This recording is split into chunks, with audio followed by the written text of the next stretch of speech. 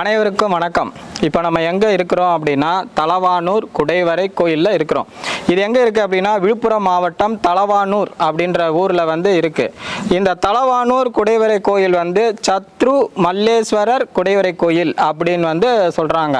இந்த குடைவரை கோயில் அப்படின்னு பார்த்தோன்னா இதனுடைய முகப்பு வந்து தெற்கு நோக்கி இருக்குது.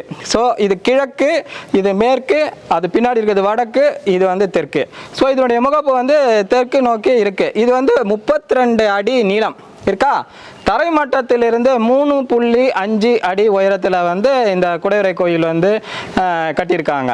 இதில் இதனுடைய முகப்பில் பார்த்தோம் அப்படின்னா முதல் வரிசை தூண் மட்டும்தான் இருக்குது. இதுதான் வந்து முதல் வரிசை தூண். இதில் வந்து 2 முழு தூண், 4 அரை தூண், மொத்தம் 6 தூண்கள் வந்து இருக்குது. எப்படி இதில் முழு தூண் அரை தூண் இருக்குது அப்படின்றத வந்து நம்ம பார்ப்போம். இப்போ இதுதான் வந்து முழு தூண் அப்படின்னா வந்து தனித்து நிற்பவை அப்படின்னு வந்து சொல்லுவாங்க.